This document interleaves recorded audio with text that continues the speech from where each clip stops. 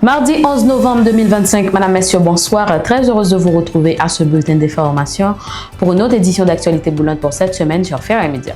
Marie-Gaëlle Villemé pour vous informer. Jean-Ronald Joseph, ancien directeur général du Fonds national de l'éducation, se retrouve dans le viseur de l'unité de lutte contre la corruption. Après plusieurs reprises, il a ignoré les convocations de l'institution. Les autorités ont décidé de réagir. Un avis de recherche a été officiellement émis à son encontre. Selon le LCC, Jean-Ronald Joseph est accusé de détournement de biens publics, abus de fonction, abus de biens sociaux et entrave au bon fonctionnement de la justice. L'institution anticorruption invite toute personne détenant des informations sur sa localisation à les communiquer aux autorités compétentes afin de faciliter la poursuite de l'enquête.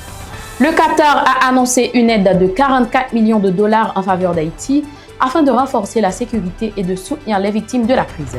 De retour de Doha, le coordonnateur du Conseil présidentiel de transition, Laurent Saint-Cyr, a confirmé cet engagement du pays du Golfe, saluant une coopération prometteuse entre les deux nations.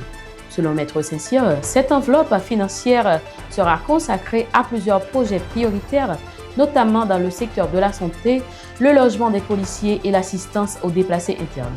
Un appui que les autorités haïtiennes considèrent comme un geste fort de solidarité et de soutien à la stabilisation du pays. Autre point de l'actualité, hier lundi 10 novembre, une manifestation a viré dans la localité de Hinche après une décision du délégué départemental du centre, Frédéric Océane, exigeant que les employés présentent leur lettre originale de nomination.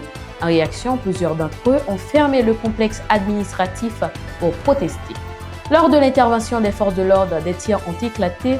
Le professeur et avocat Junior Chirilus a été mortellement touché par une balle perdue, selon les dernières informations.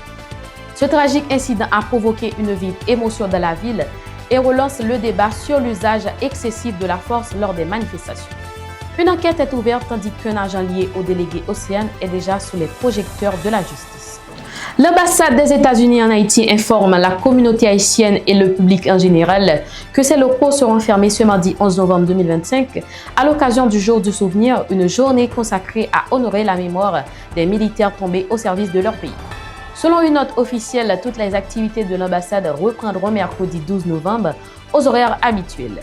Les citoyens et les membres de la communauté haïtienne sont invités à anticiper leurs démarches consulaires et à planifier leur visite en conséquence. L'ambassade rappelle également que les services d'urgence restent joignables en cas de besoin. Autre information à ce bulletin, l'ancien sénateur et leader du parti politique Petite Dessalines, Moïse Jean-Charles, accompagné de la militante politique Betty Lamy, s'est présenté ce mardi au cabinet d'instruction pour déposer une plainte contre l'avocat Caleb Jean-Baptiste. Selon les plaignants, l'homme de loi aurait tenu des propos diffamatoires les accusant d'être impliqués dans le trafic d'organes et dans des activités liées au business Zangui.